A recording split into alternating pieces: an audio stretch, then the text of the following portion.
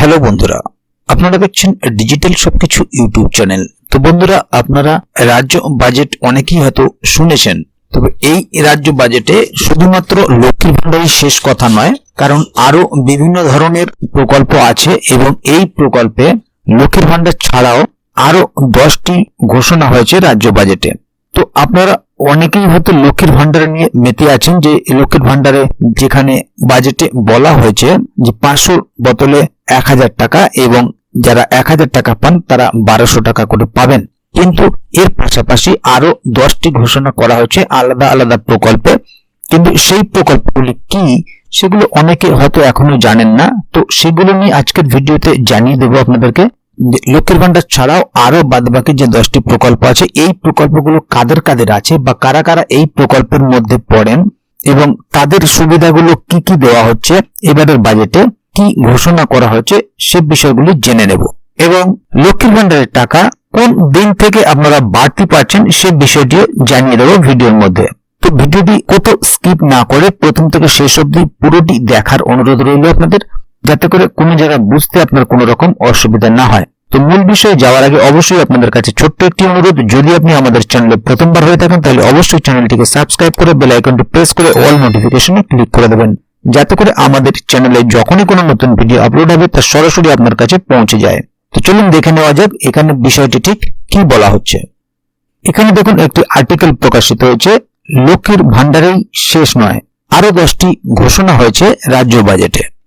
বৃহস্পতিবার 8 ফেব্রুয়ারি পশ্চিমবঙ্গ বিধানসভায় রাজ্য বাজেট পেশ করেন অর্থ প্রতিমন্ত্রী চন্দ্রিমা ভট্টাচার্য। লোকসভা নির্বাচনের আগে পেশ হওয়া বাজেটে চমক যে থাকবে তা আগাম অনুমান করা গিয়েছিল, তবে কিছু ক্ষেত্রে প্রত্যাশাকেও ছাপিয়ে গিয়েছে চমক। এই প্রতিবেদনে রাজ্য বাজেট 2024-এর প্রধান 10টি ঘোষণা বা দিক নির্দেশনা আপনাদের সামনে তুলে ধরলাম আমরা। 1. লক্ষ্মীর ভান্ডার। বৃহস্পতিবার বিধানসভায় পেশ করার রাজ্য বাজেটে সবচেয়ে সাড়া ফেলা সিদ্ধান্ত বোধহয় লক্ষ্মীর ভান্ডারের অনুদান বৃদ্ধির ঘোষণা। বাজেট বক্তৃতায় অর্থমন্ত্রী জানিয়েছেন, লক্ষ্মীর ভান্ডারের অনুদান দ্বিগুণ হয়ে যেতে চলেছে আগামী মে মাস থেকে। সাধারণ শ্রেণীর মহিলারা 500 টাকার পরিবর্তে 1000 টাকা করে ভাতা পাবেন, আর এসসি এসটি মহিলারা 1000 টাকার পরিবর্তে 1200 টাকা করে ভাতা পাবেন। রাজ্যে প্রায় 2,11,00,000 মহিলা লক্ষ্মীর ভান্ডারের অনুদান পান বলে অর্থমন্ত্রী জানান। মহার্ঘ ভাতা বা ডিএ বৃদ্ধি।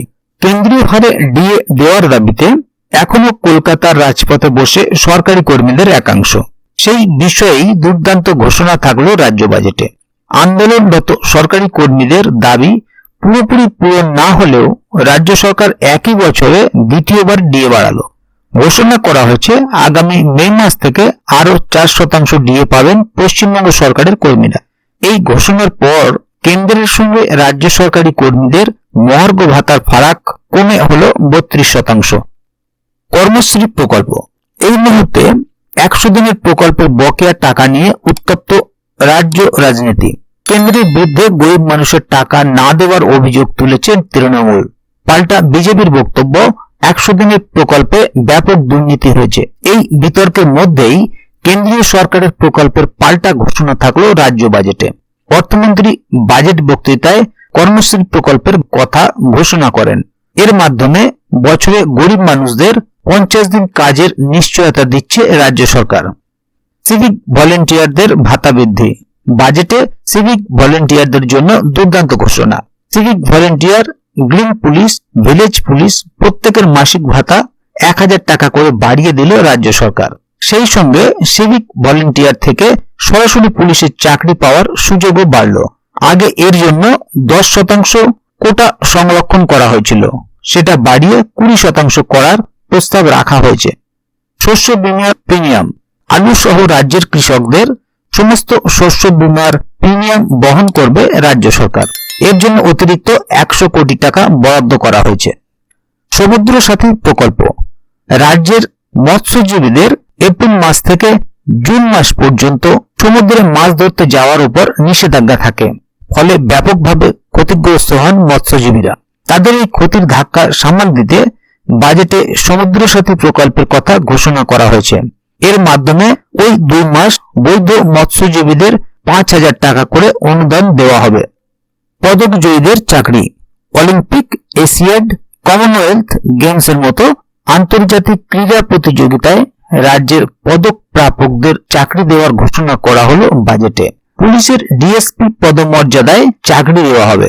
পাশাপাশি পদক জয়ীদের রাজ্য সরকারের অন্যান্য দপ্তরেও চাকরি দেওয়ার বন্দোবস্ত থাকবে বলে জানানো হয়েছে। সেতু। বাজেটে রাস্তাঘাট নির্মাণের উপর জোর দেওয়া হয়েছে। গঙ্গাসাগর সেতু, শহরের নতুন উড়ালপুলের ঘোষণার পাশাপাশি পথশ্রী 3 প্রকল্পের কথা উল্লেখ করা হয়েছে। কর মকুবের সুযোগ। বকেয়া কর আদায়ের লক্ষ্যে আমজনতাকে বিশেষ সুযোগ দিতে চলেছে রাজ্য সরকার। অর্থমন্ত্রী ঘোষণা করে জানিয়েছেন, রেজিস্টার্ড গাড়ির মালিকদের থেকে কম হারে লাইফ টাইম ট্যাক্স নেওয়া হবে। এছাড়াও হোটেল, রেস্তোরাঁর পুরনো যে লাক্সারি ট্যাক্স বাকি আছে তার উপর জরিমানা সুদ দিতে হবে না, শুধু বকেয়া আসল করটুকু পরিশোধ করলেই চলবে। দানপত্রের রেজিস্ট্রেশনে ছাড়। সম্পত্তির দানপত্রের রেজিস্ট্রেশনে এতদিন 0.5% কর নেওয়া হতো। তবে রাজ্যবাসীকে স্বস্তি দিয়ে এবার দানপত্র রেজিস্ট্রেশনের ক্ষেত্রে ফ্ল্যাট 1,000 টাকা কর দিলেই হবে বলে বাজেটে ঘোষণা করা হয়েছে।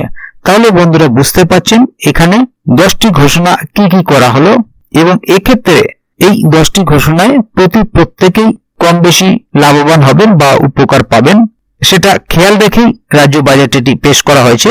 তো আপনারা কারা কারা কিভাবে এই প্রকল্পের সুবিধা পেলেন অবশ্যই কমেন্ট বক্সে লিখে জানাবেন। আজকের গুরুত্বপূর্ণ ভিডিও আপডেটটি এখানেই শেষ করছি। ভিডিওটি ভালো লাগলে অবশ্যই একটি লাইক দেবেন এবং বন্ধুদের জানার সুবিধার্থে ভিডিওটিকে শেয়ার করবেন যাতে তারাও বিষয়টি সম্বন্ধে জানতে পারে। ভিডিওটি শেষ পর্যন্ত দেখার জন্য অসংখ্য ধন্যবাদ। আবার দেখা হবে আগামী ভিডিওতে। ততক্ষণ পর্যন্ত ভালো থাকুন, সুস্থ থাকুন। ধন্যবাদ।